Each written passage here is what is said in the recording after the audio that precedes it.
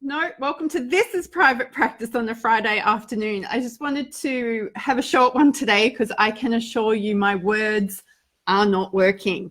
We have had a great, interesting day as I went to the city today for a day's training and completely forgot my smartphone. And I had previously, before this morning, made the decision I wasn't going to take my computer because I was going to be fully present in the room. I was an attendee at some really great training today. Oh, it's the stuff that gets me very excited. And I just have one of those, Yale, hey! Actually, one of the women in the room today was from Colorado. I was so excited because I now know two of you. So it was just delightful. And she had a lovely calm manner about herself, and I was just super impressed. Look at that. Anywho, massive learning for me again today about not having this distraction and what it actually means for my health. So I was obviously quite fatigued this morning because I had left the house without my phone and without the card that we used on public transport here. It's called an Opal card. So I ran back into the house. We were already on our way to the train station. My husband and I were traveling together. And I went, oh my gosh, my Opal card, where is it? Gotta go back, gotta go get it. So I ran into the house, completely missed. This hadn't registered in my head yet. Found my Opal card, got in the car, got my coffee, made sure all of those things were taken care of, got on the train ready to start my morning routine with emails and social and connecting with family and what have you, because we were on the train fairly early. And no phone, nothing, nada, zip, zilch, nope. So I was fairly anxious for a while and distressed and annoyed. God, I was annoyed because I do a lot of email management. I wanted to be connected for my team. We've got some other projects going on at the moment. I wanted to be able to be on social media and connect with people on social media, and want to be able to connect with my family. I had none of that available to me at all. I was not impressed.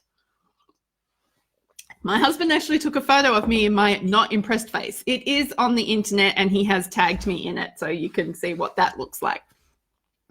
But in the end, I'm incredibly grateful. What a massive opportunity. So my head talk has quietened down considerably. My stimulation levels are lower. I am tired, but I think it's a fatigue that is appropriate in that I operate in this a space with quite a lot of stimulation to get a lot done. It's how I get myself into a peak performance state. Part of my challenge is I keep myself in a peak performance state for quite a long time, longer than a lot of people can and do. And it's unhealthy for me because my brain and my body forget to switch off, which I personally think is a large contributor to the autoimmune presentation that I get to live with as well. So I haven't been on my phone all day. I haven't connected with people all day, and no one died. I got back into the office here this afternoon. I thought, what am I going to do with this last half an hour on a Friday before I connect with people, celebrate the week with them, move into the weekend, finish my week? Because as I've reported earlier this week, these videos are a part of my ritual, a part of me finishing work. And I thought, I'm just going to call Sophie, my practice manager, and find out if there was anything before I opened an email or anything. Is there anything that is a fire that needs my immediate attention right now? So I rang her and she said no. Now, my immediate reaction was, oh my God, I'm not needed. So that is really interesting, because we obviously still have not dealt with my incredible need for significance and that my work still gives me significance. But she talked me through that and we got over that, and I'm all okay, which means we're getting better with systems and processes and the right people and the right resources and the right way of doing things for us, so that I can actually be offline for a day and the business still operates. And isn't that something we all want to aspire to? It's interesting for me is I've been talking about this for 4 or 5 years, but I keep tripping myself up and getting in the way of that. Anywho, what was this training about that I went to today? Well, I'm not going to go into it into too much detail because I could talk on it for hours. In fact, I've run workshops for 90 minutes on it right now. It's on social and emotional intelligence. And as far as I'm concerned, this is one of the core life skills that humans need moving into the future. AI is not going to replace the need for us to be able to communicate. And what social and emotional intelligence does is it helps us communicate more deeply, more quickly, more authentically, and allows us to be more interconnected as humans. So we live in this age where we feel like we're connected all the time because of things like social media and email and constantly being able to be in contact. But we're also living in an age where we're incredibly isolated. People are dying quite literally from loneliness, and we don't have the resilience and life skills that we need to be able to work together, live together, be together. And I did not realize that a lot of the work I do in teaching, particularly men, following a brain injury of any sort, whether it's been a stroke or a traumatic injury or a disease, is I am reteaching them how to become socially and emotionally intelligent. And for a lot of people, they haven't actually learnt these skills, because this is not something we're actually taught. And you might think that we as health professionals get this and know this, but I can assure you, we as health professionals are lacking just as much as most people are.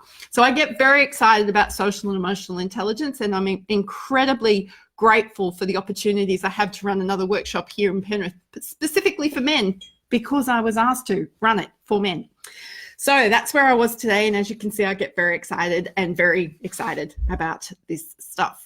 So what are we going to celebrate this week? Well, I have had so many aha moments about myself this week. The reflection piece for me has been huge, about the expectations I have of myself, about how I cram so much into a minute. And then even in the margins that I've learned to create for myself outside of projects or time frame. So if I've got a session with a client, I've always got 2 or 3 contingencies that I can, hey, Kate, David, Piper, it's lovely that you're here as well. I just cram all of these things in and around, and then I wonder why I struggle to let myself go down, let myself become grounded, because the effort to get up to that state again feels insurmountable. And so I end up, I've created this whole new boom bust for myself.